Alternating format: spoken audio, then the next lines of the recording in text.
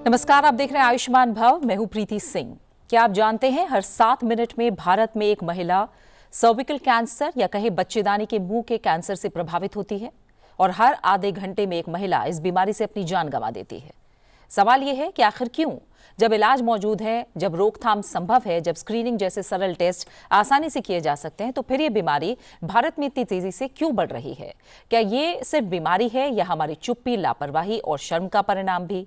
WHO की report कहती है कि भारत दुनिया के कुल सर्विकल कैंसर मामलों का लगभग 21% अकेला झेल रहा है। हर साल करीब 1,20,000 नए केस सामने आते हैं और ज्यादातर महिलाएं तब आती हैं जब बीमारी लास्ट स्टेज पर पहुंच चुकी होती है। लेकिन तमाम उम्मीदें भी हैं, क्योंकि अगर समय पर स्क्रीनिंग हो जाए तो 90% तक केस रोके जा सकते हैं। तो आज हम करेंगे सर्विकल कैंसर के अलग अलग पहलुओं पर चर्चा। कैसे इससे हम प्रिवेंट कर सकते हैं, कैसे प्रिवेंशन हो, क्या ट्रीटमेंट अब कहाँ तक पहुँच गया है, आयुर्वेद, होम्योपैथी, एलोपैथी, तीनों नजरिए क्या कहते हैं। हम गहराई से इस पर चर्चा करेंगे। मेरे साथ 3 बेहद खास मेहमान आज इस पर चर्चा के लिए जुड़ रहे हैं। डॉक्टर वंदना जैन मेरे साथ जुड़ी हुई हैं, head of department gynaecologic oncology, Rajiv Gandhi cancer institute and research centre. जो एलोपैथी का नजरिया है वो हमें डॉक्टर वंदना समझाएंगी, लेकिन आयुर्वेद का नजरिया समझाने के लिए हमारे साथ आयुर्वेद विशेषज्ञ भी मौजूद हैं स्टूडियो में। डॉक्टर पूजा सब्रवाल, जो कि असिस्टेंट प्रोफेसर हैं चौधरी ब्रह्म प्रकाश आयुर्वेद चरक संस्थान। बहुत बहुत स्वागत आपका भी डॉक्टर सब्रवाल। और इसके अलावा होम्योपैथी का नजरिया समझाने के लिए डॉक्टर कवल सेठी हमारे साथ स्टूडियो में मौजूद हैं। फॉर्मर सीनियर CMO CGHS और एक्स एडवाइजर हैं होम्योपैथी, मिनिस्ट्री ऑफ आयुष। बहुत बहुत स्वागत आपका भी डॉक्टर सेठी। तो तीनों से हम समझेंगे। डॉक्टर वंदना के पास मैं पहले रुक करूंगी और डॉक्टर वंदना से समझेंगे। डॉक्टर वंदना, कुछ बेसिक्स आप हमें पहले सर्विकल कैंसर के बारे में बताएं, और जैसे मैंने कुछ आंकड़े दिए हैं, क्यों भारत में इतनी तेजी से मामले बढ़ रहे हैं?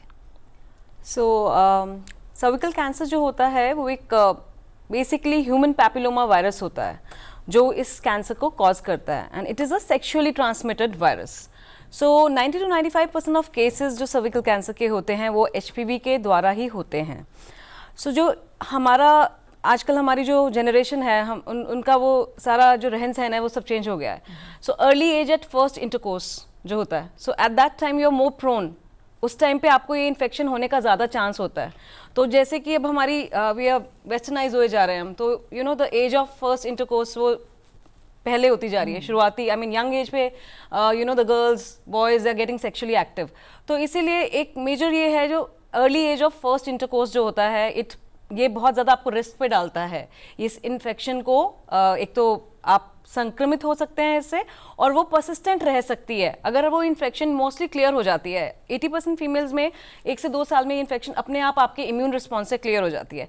लेकिन अगर ये कुछ हाई रिस्क टाइप्स जो होते हैं 16 और 18, अगर वो से इन्फेक्शन हुई है, या फीमेल स्मोक कर रही होती है, या ओरल कॉन्ट्रासेप्टिव पिल यूज़ कर रही होती है, तो उन केसेस में ये आपकी जो इन्फेक्शन है वो परसिस्ट होने के ज़्यादा चांस होते हैं। और जो ये परसिस्ट करती है इन्फेक्शन, ये धीरे धीरे प्री इन्वेजिव स्टेट एक करती है, में लेके जाती है पेशेंट को, और फाइनली इन्वेजिव यानी जो प्रॉपर कैंसर होता है वो बन जाता है। The whole process takes around 15 to 20 years from infection to invasive cancer. तो we have a very long period जिसमें हम पेशेंट को स्क्रीन कर सकते हैं, वैक्सीनेट कर सकते हैं, और हम इसको रोकथाम लगा सकते हैं इस कैंसर पे। ठीक है डॉक्टर सब्रवाल, अब अगर आयुर्वेद का नज़रिया समझें तो आयुर्वेद में इसे कैसे देखा गया है? देखिए, जो आयुर्वेद का पर्सपेक्टिव है कैंसर को लेके, और मेनली जो सर्विकल कैंसर को लेके है, आयुर्वेद बात करता है किसी भी जो डिज़ीज़ है उसका मैनिफेस्टेशन दोषों के लेवल पे। तो जो इम्बैलेंस है दोषों के लेवल पे होने की वजह से ही सर्विकल कैंसर भी उसमें दोषों का इम्बैलेंस होता है। और उसमें भी जो रीज़न्स हैं वो मेनली वही रीज़न्स हैं जो डॉक्टर वंदना मैम ने बताए हैं। क्योंकि अगर मैं बात करूं तो जो हमारे डाटा है उसमें देखा जाए तो जो पॉपुलेशन है मेनली इन रूरल एरियाज़ में रहती है, और रूरल एरियाज़ में मेनली जहाँ तक मुझे लगता है कि जो अवेयरनेस है सर्विकल कैंसर को लेके आज के टाइम पे भी उतनी अवेयरनेस नहीं है जितनी की अवेयरनेस होनी चाहिए। नंबर 1 जो मुझे लगता है लैक ऑफ अवेयरनेस है, जिसकी वजह से जो कि हाइजीन मेंटेन नहीं होता है, और that is the main cause for this kind of infection, और कॉजिंग अल्टीमेटली जो कॉज होता है सर्विकल कैंसर। और सेकेंड, जो आज का जो दिनचर्या ऋतुचर्या जो आयुर्वेद में बताई गई है स्पेसिफिकली, कि अकॉर्डिंग टू द कॉन्स्टिट्यूशन, मतलब जो हमारा जो आयुर्वेद है वो पर्सनलाइज मेडिसिन है कि आपकी कॉन्स्टिट्यूशन के अकॉर्डिंगली आपको डाइट बताई जाती है, अकॉर्डिंग टू सीजनल डाइट बताई जाती है। इन सब चीज़ों को फॉलो नहीं करना और फिर जो ये आजकल जो कार्सिनोजेंस का जो एक्सपोजर बढ़ चुका है थ्रू डाइट और through lifestyle, that is the reason I think जो इतना ज़्यादा सर्विकल कैंसर का डाटा बढ़ रहा है। तो मेनली लैक ऑफ हाइजीन और लैक ऑफ अवेयरनेस और फॉल्टी डाइट एंड लाइफस्टाइल, ये सारी चीज़ें जो हैं, lack of hydration and moreover सबसे ज़्यादा कॉज है जिसकी बात हम बहुत कम करते हैं फीमेल्स में, वो है स्ट्रेस मैनेजमेंट। जो स्ट्रेस है that is also the one of the major reason जो ये सर्विकल कैंसर के रीज़न जो कॉजेज डॉक्टर सिरी, इसमें आप अपने नज़रिए से और क्या जोड़ना चाहेंगे? और हम जानते हैं कि जब भारत की बात होती है तो जो रेगुलर गायनेकोलॉजिकल चेकअप है वो हम देखते हैं कि 5 में से 4 महिलाएं कराती ही नहीं हैं, तो इसे कितना ज़रूरी मानती हैं आप? सबसे पहला स्टेप ही स्क्रीनिंग है। देखो एपिडेमियोलॉजी अब आपने खुद ही बता दी कि WHO का अब नेक्स्ट पार्ट आ जाता है स्क्रीनिंग। स्क्रीनिंग के लिए ना हमको we have to reach at the grass root level. अगर हम रूरल हेल्थ की बात करें तो हमको गांव के सरपंच से, आशा वर्कर से, इनसे कनेक्ट करना पड़ता है, जो कि लोगों से ग्रास रूट लेवल पे, और या हम छोटे छोटे कैंप्स कर सकते हैं। और अभी एक भारत सरकार ने बहुत अच्छा इनिशिएटिव लिया है, चाहे वो सरकार ने लिया है पर उन्होंने नॉन गवर्नमेंट लोगों को भी लिया है। 17 सितंबर से लेकर 2 अक्टूबर तक थ्रू CGHS उन्होंने स्वस्थ नारी स्वस्थ परिवार का एक प्रोग्राम चलाया है, और उसमें बाकायदा होर्डिंग लगा के और हेल्थ टॉक्स दे के, तो वो एक हमको प्लेटफॉर्म मिल जाता है स्क्रीन करने का और उससे भी ज़्यादा कनेक्ट करने का। और होम्योपैथी में एक हमारे बहुत अच्छी बात है कि हम बड़ी डिटेल्ड हिस्ट्री लेते हैं। तो डिटेल्ड हिस्ट्री लेने से हमको 2 बेनिफिट होते हैं, एक तो हमको पूरी जानकारी मिल जाती है और दूसरा पेशेंट से कनेक्शन बहुत इम्प्रूव हो जाता है। मतलब पेशेंट को लगता है कि ये तो मेरा कोई अपना है जिसको मैं अपनी दिल की बात खोल सकता हूँ। खाली बीमारी ही नहीं, वो अपनी मन स्थिति की भी बात कर सकते हैं। और कुछ भी बीमारी के लिए, ऐसा मेरा मानना है, इट स्टार्ट्स फ्रॉम माइंड। अगर आपके माइंड में प्रॉब्लम है तो you are not sensitive to your environment, you are not sensitive to your needs. आपको अपनी आवश्यकताएं, अपनी एनवायरनमेंट और आपका ध्यान ही नहीं जाएगा। तो होम्योपैथ होने के नाते हम सबसे पहले क्या करते हैं, उसकी इम्यूनिटी बढ़ाते हैं, ताकि अब TB है, अस्थमा है, सबको तो नहीं होता, पोल्यूशन तो सबके लिए है।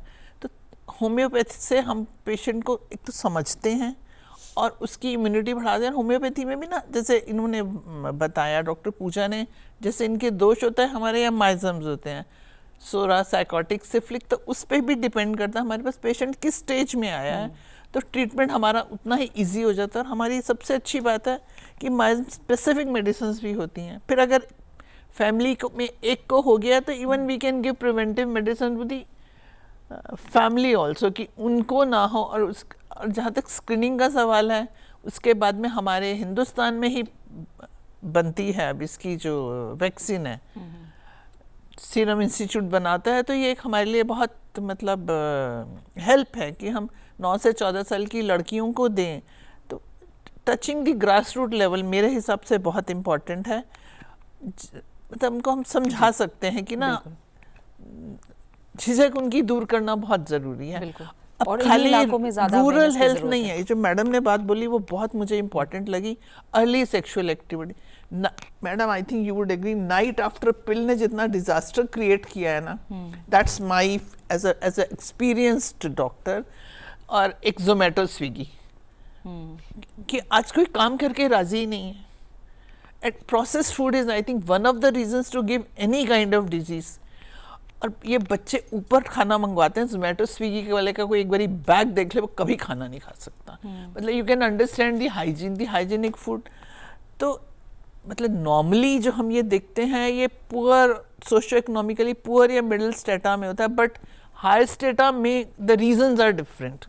So that is, I have given you a थोड़ा सा आपने मोटे तौर पर हमें समझा दिया कि दोनों जगह अलग अलग स्थितियों में कारण अलग अलग हो सकते हैं। कारण अलग अलग, बिल्कुल। डॉक्टर वंदना, क्या ऐसा है कि अगर समय पर स्क्रीनिंग करा ली जाए तो 90% केसेस में बचाव मुमकिन होता है? और अगर स्क्रीनिंग की बात होती है तो क्या स्क्रीनिंग प्रोसेस के लिए लोग आगे जल्दी क्यों नहीं आते? मुश्किल है या महंगी है या क्या वजह है? लोगों को पता ही नहीं है कि कब स्क्रीनिंग करानी चाहिए।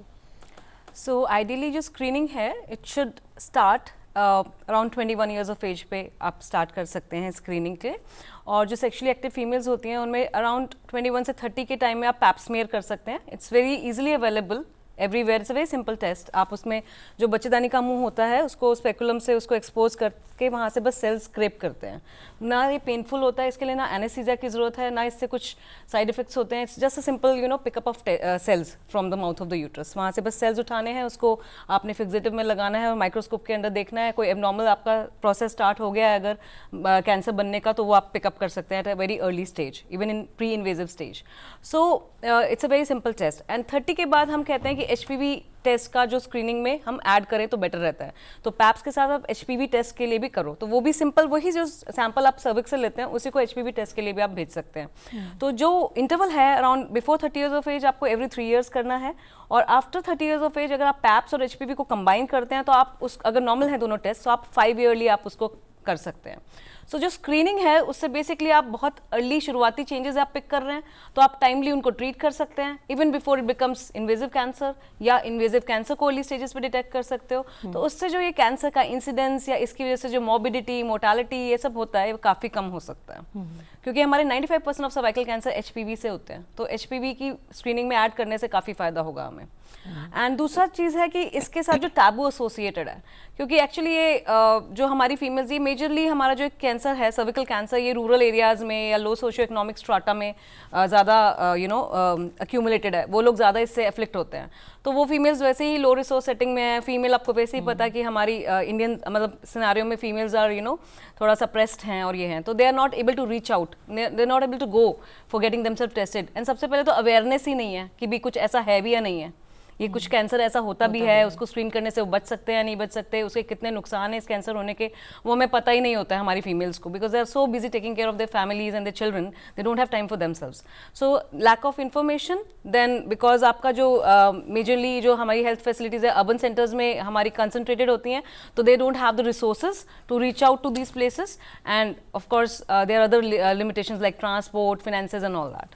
ठीक है, और मैं प्रिवेंशन पार्ट में आयुर्वेदा में ज़्यादा जाना चाहूँगी। डॉक्टर सब्बरवाल, प्रिवेंशन को लेकर महिलाओं के ओवरऑल स्वास्थ्य की भी बात करें और हम ये सर्विकल कैंसर को लेकर भी बात करें, तो आयुर्वेद प्रिवेंशन को लेकर क्या बड़े नियम बताएं? जी, आपने एक बहुत ही जो इम्पॉर्टेंट एस्पेक्ट है आयुर्वेदिक मेडिसिन का उसको टच किया है, क्योंकि अगर मैं बात करूं तो आयुर्वेद को हमारी जो भारत सरकार है वो प्रमोट भी इसी पॉइंट पे ज़्यादा हम लोग कर रहे हैं कि जो अभी आपको मालूम होगा कि हमारे कंट्री ने G20 इवेंट होस्ट किया था, तो उसमें भी स्ट्रेस जो था वो आयुर्वेद को एज अ प्रमोट किया गया प्रिवेंटिव एंड इंटीग्रेटिव मेडिसिन के फॉर्म में।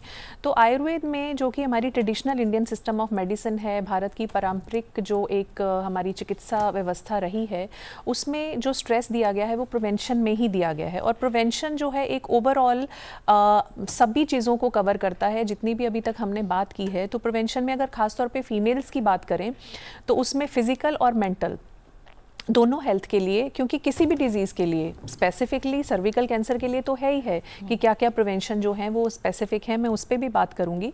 अगर मैं एक ओवरऑल जनरलाइज्ड हेल्थ के लिए फीमेल्स की बात करूं तो आयुर्वेद में बहुत सारी ऐसी चीज़ें हैं जो बताई गई हैं, क्योंकि यूजुअली ये कहा जाता है कि किचन जो है वो वही हमारे इंडियन किचन जो है वो that is rich in so many like वो उसको डॉक्टर की तरह माना जाता है, और of course it is there, है ना।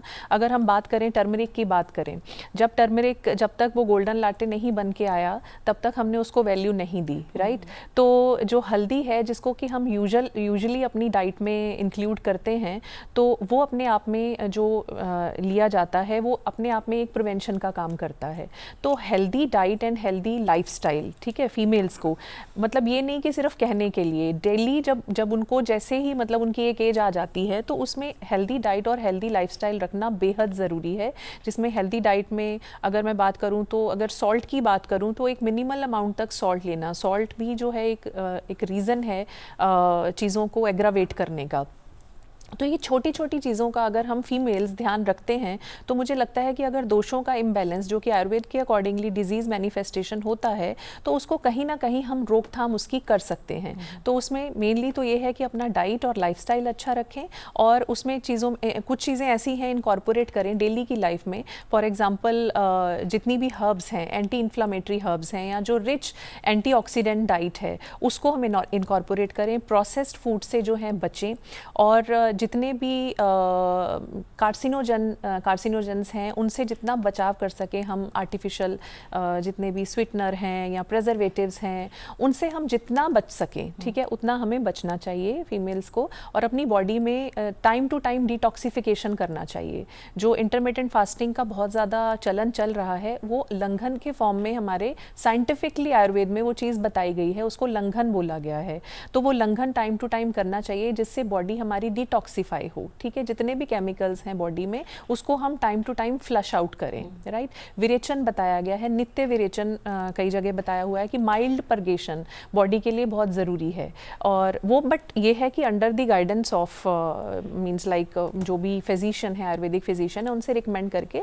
तो इसी के मद्देनज़र रखते हुए हमारे आयुष मिनिस्ट्री ने अभी एक रिसेंटली लॉन्च करा है integrative centre for cancer care, जो कि all India institute of Ayurveda Goa में एस्टेब्लिश किया गया है, अभी लॉन्च करा है, जिसमें इन सब चीज़ों को प्रिवेंशन को एनहांस करने के लिए, अवेयरनेस को एनहांस करने के लिए और इवन इंटीग्रेटिव ऑन्कोलॉजी ट्रीटमेंट करने के लिए इस चीज़ को बढ़ावा देने के लिए मिनिस्ट्री जो है वो लगातार अपने प्रयास कर रही है।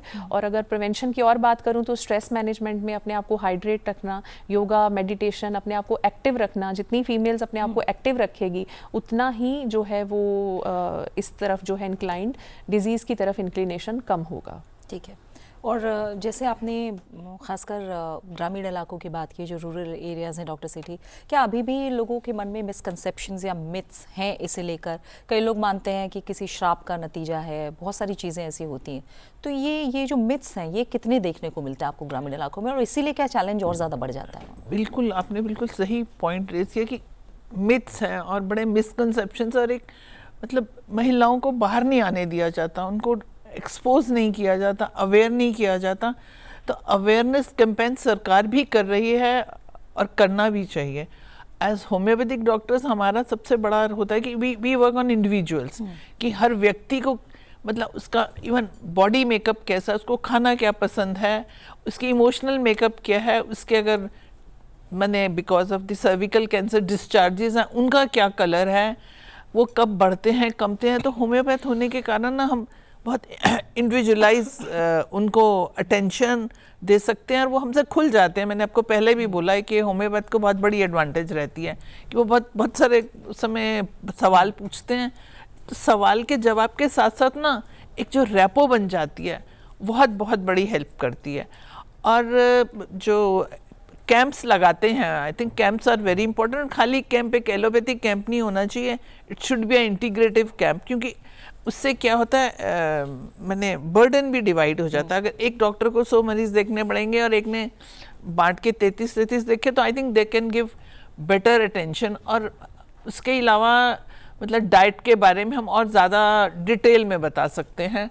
और होम्योपैथी में एक बहुत और अच्छी बात है कि वो अनुवंशिक अगर टेंडेंसी, अगर फैमिली में एक को अगर कैंसर हो गया तो आप उस फैमिली की वुमेन को भी ऐसी दवाइयाँ हैं जो दे सकते हैं जिससे कि वो उनको ना हो। या फिर अगर आपने कैंसर हो गया उसका इलाज कर रहे हैं तो ट्रीटमेंट के भी बहुत सारे साइड इफ़ेक्ट्स होते हैं। फटीग हो गया, नोजिया हो गया, लॉस ऑफ एपेटाइट हो गया, फॉलिंग ऑफ हेयर हो गया।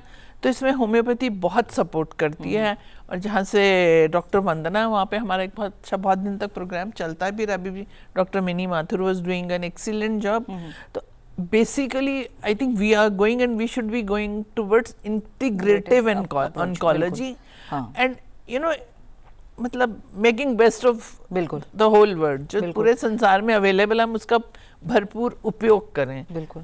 डॉक्टर वंदना जैन, अगर आप कुछ सिम्टम्स के बारे में बताएं, क्या सिम्टम्स दिखाई देते हैं, उन्हें नज़रअंदाज किया जाता है? क्या ये कॉमन सिम्टम्स होते हैं, या फिर आजकल कहा जाता है कि कोई भी बीमारी, बड़ी बीमारियां आप सिम्टम्स देना ही बंद कर चुकी हैं? कितनी सच्चाई है ये सर्विकल कैंसर के मामले में? सो सर्विकल कैंसर जो होता है उसमें ये सोचना, ये आपको ध्यान देना होगा कि कई बार क्या होता है पेशेंट को कोई सिम्टम्स ही नहीं होते हैं, शुरुआती कैंसर में, और जब तक सिम्टम आते हैं तो वो एडवांस हो चुका होता है। सो दैट्स वाई जो स्क्रीनिंग है ना, उसका बहुत इंपॉर्टेंट रोल है। स्क्रीनिंग इज जब कोई सिम्टम नहीं हो, आप एक रूटीन में एक लेडी का चेकअप टाइम टू टाइम कर रहे हो। सो वैसे जो कॉमन सिम्टम्स हैं सर्विकल कैंसर के साथ, वो हो सकता है आपका ब्लीडिंग नीचे से होना विजाइना से। सो वो इंटरमेंस्ट्रुअल हो सकता है, पीरियड्स के बीच में कभी भी स्पॉटिंग हो गई, इरेगुलर ब्लीडिंग हो गई, कभी भी ब्लीडिंग हो गई, या most commonly post coital bleeding, यानी जब आप अपने पार्टनर के साथ संबंध बना रहे होते हैं तब आपको ब्लीडिंग होती है। So this is a very common symptom. The other symptoms are आपको गंदा डिस्चार्ज आ रहा है नीचे से, या फिर आपको पेन हो रहा है, लोअर एब्डोमेन में पेन हो रहा है, बैक एक हो रहा है, नीचे खिंचाव की फीलिंग आ रही है, या कई बार जब पेशेंट और एडवांस डिजीज हो जाता है तो आपके बोन पेन्स हो सकते हैं, अगर बोन में चला जाए कैंसर, या लंग में चला जाए तो आपको कॉफ हो सकती है, उसमें खून आ सकता है खांसी के साथ, वेट लॉस हो सकता है, लॉस ऑफ एपेटाइट हो सकता है। और कई बार क्या होता है, बहुत ज़्यादा जब नीचे कैंसर फैल जाता है, यूट्रस के आगे होता है पेशाब का थैली और पीछे होता है रेक्टम, तो वो कैंसर दोनों के बीच में ग्रो कर जाता है, सारे ऑर्गन्स के बीच में, और फिस्टुला बन जाते हैं, यानी जैसे लेट्रिन पेशाब का रास्ता एक हो जाना जिसे कहते हैं। सो एडवांस केसेस में ये सब सिम्टम्स भी हो सकते हैं। सो मोस्ट इंपॉर्टेंट थिंग जो हम सबको ध्यान रखनी है कि अगर एक लेडी है, सेक्सुअली एक्टिव लेडी है, उसको कोई सिम्टम नहीं है, doesn't mean she is normal. So she very well requires screening, क्योंकि कोई अर्ली शुरुआती कैंसर है तो उसमें सिम्टम ना भी हों, ये बहुत कॉमन है। ठीक है। और जिस पहलू की बात अभी डॉक्टर सेठी ने भी की थी, डॉक्टर पूजा, इंटीग्रेटिव अप्रोच, जी, प्रिवेंशन में भी और ट्रीटमेंट में भी आयुर्वेद कितनी मदद करता है? प्रिवेंशन में तो आपने डिटेल में बताया कि बहुत सारी चीजें हैं, ट्रीटमेंट के लेवल पर जब हम बात करते हैं, क्या स्टेज वाइज ही डिफर करता है या किस तरह से आप लोग अप्रोच लेके चलते हैं? जी, एक्चुअली जो यूजुअली आयुर्वेद में अप्रोच रहती है, एक तो प्राइमरी प्रिवेंशन की रहती है, और फिर ड्यूरिंग ट्रीटमेंट है, और फिर सेकेंडरी प्रिवेंशन भी रहती है।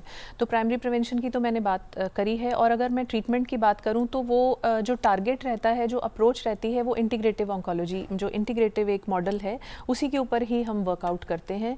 हम कभी भी ये नहीं चाहते कि पेशेंट को जो है वो हम सिर्फ मेन स्ट्रीम ट्रीटमेंट से हटाकर, मेन स्ट्रीम और कन्वेंशनल ट्रीटमेंट से हटाकर, जैसा कि जो कन्वेंशनल ट्रीटमेंट है, चाहे वो कंजर्वेटिव ट्रीटमेंट है, मॉडर्न ट्रीटमेंट जो जिसे हम कहते हैं, या फिर वो कीमोथेरेपी है, चाहे वो रेडियोथेरेपी है, उसके साथ साथ जो हमारा एक इंटीग्रेटिव मॉडल है कि ऑब्वियसली क्योंकि ये जो कन्वेंशनल ट्रीटमेंट है कभी कभी रेडली अवेलेबल नहीं होती है, जैसे कि रूरल एरियाज़ में अवेलेबल ना होना उसका, या फिर उसका जो है वो थोड़ा कॉस्टली होना, या फिर अवेयरनेस भी नहीं होना।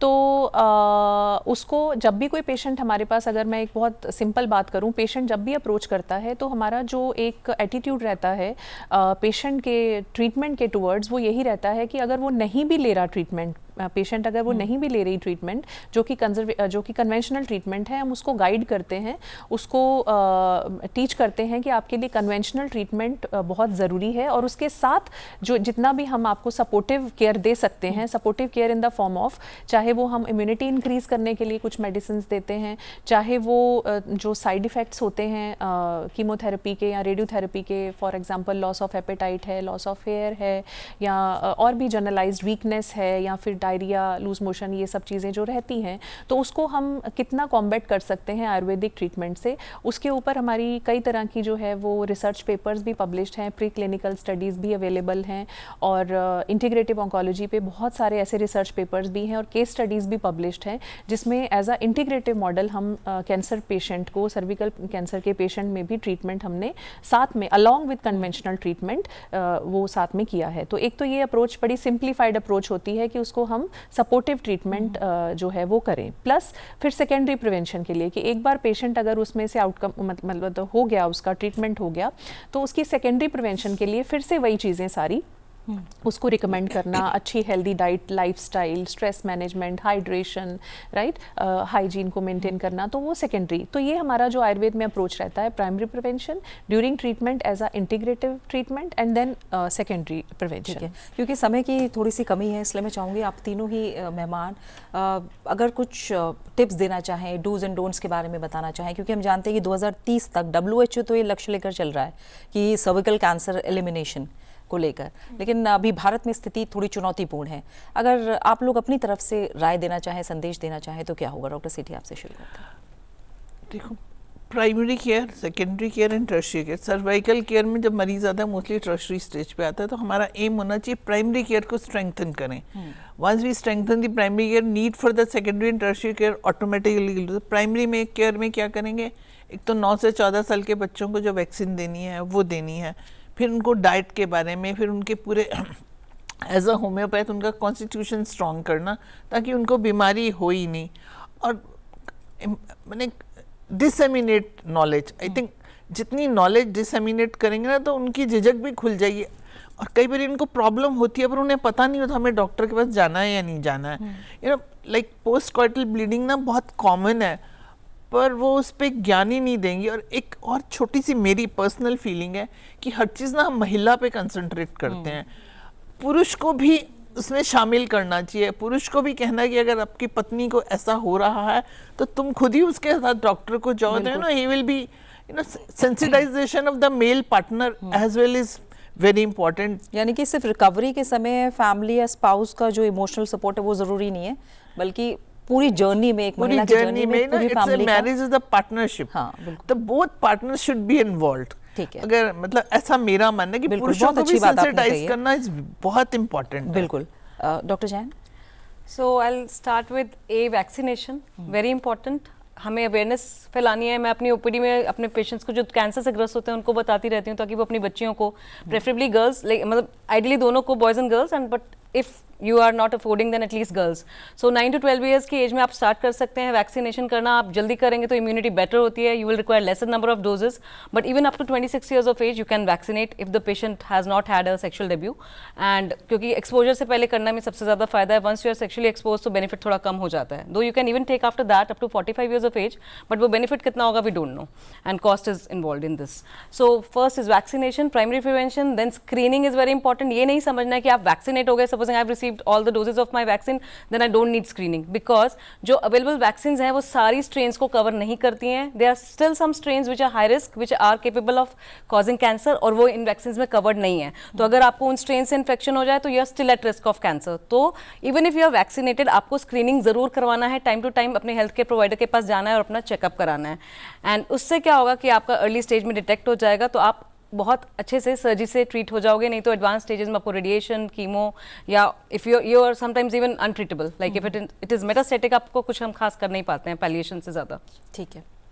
Yeah, along with all the recommendations by Dr. Sethi and Dr. Jain, जो कि मैंने बताया कि क्योंकि मैं भारत की traditional Indian system of medicine से बिलोंग करती हूँ, तो उसमें जितना भी ज़्यादा स्ट्रेस हम प्राइमरी प्रिवेंशन को दे सकें, awareness of course, screening of course है ना, एवरीथिंग, बट जितना हम प्राइमरी प्रिवेंशन को कर सकें, उसमें स्ट्रेस कर सकें, जो कि हमारी किचन में ही जो चीज़ें अवेलेबल हैं, healthy diet and lifestyle, for example garlic है, आंवला का सीज़न आ रहा है, तो जितनी भी ये सारी एंटी इन्फ्लामेटरी और एंटीऑक्सीडेंट रिच डाइट है, इसको इनकॉर्पोरेट करें और अपने आप को कार्सिनोजन से जितना ज़्यादा हम बचा सकें और स्ट्रेस मैनेजमेंट कर सकें, और जो हमारा लाइफस्टाइल है वो थोड़ा हेल्दी और थोड़ा एक्टिव होना चाहिए। फीमेल्स का एक्टिव मीन्स कि किसी भी तरह की फिजिकल एक्टिविटी इनकॉर्पोरेट ज़रूर करें, चाहे वो योगा हो, चाहे रनिंग हो, चाहे साइकिलिंग हो, कुछ भी हो। वो सिर्फ इस बीमारी के लिए नहीं, वो ओवरऑल, क्योंकि ऐसा नहीं है, जितनी भी बीमारी, एक बीमारी दूसरी बीमारी को लीड करती है, तो एक हॉलिस्टिक जो अप्रोच है, ठीक है, उसको अगर हम लेके चलते हैं तो मुझे लगता है कि काफी हद तक इन सब रिकमेंडेशंस के साथ साथ हम इस बीमारी से भी निजात पा सकते हैं। बिल्कुल। मैं ऐड करना चाहूँगी कि योगा हमारे देश की पद्धति है और बेस्ट नॉन फार्मास्यूटिकल इंटरवेंशन, और वो किसी भी पैथी के साथ किसी भी स्टेज पे हम उसको यूज़ कर सकते हैं, तो उसको हमेशा मद्देनज़र रख सकते हैं। बिल्कुल बिल्कुल, एक बेहतर शरीर और बेहतर मन और बेहतर मानसिक स्वास्थ्य के लिए भी। तो बहुत बहुत शुक्रिया हम कहेंगे डॉक्टर वंदना, डॉक्टर पूजा, डॉक्टर सेठी का। आप तीनों मेहमानों का बहुत बहुत शुक्रिया, बहुत बहुत धन्यवाद आज की चर्चा में हिस्सा लेने के लिए। और इन तीनों ही मेहमानों ने हमें समझाया कि जो सर्विकल कैंसर है वो एक बीमारी नहीं, बल्कि एक तरह से कहीं ना कहीं जागरूकता की कसौटी भी है। हर महिला को स्क्रीनिंग, अवेयरनेस और लाइफस्टाइल में बदलाव अपनाने की ज़रूरत है, और जितनी जल्दी ये बात समझ ली जाए उतना बेहतर है, क्योंकि जागरूकता ही बचाव है। स्वस्थ रहिए, सजग रहिए और जागरूक रहिए। नमस्कार।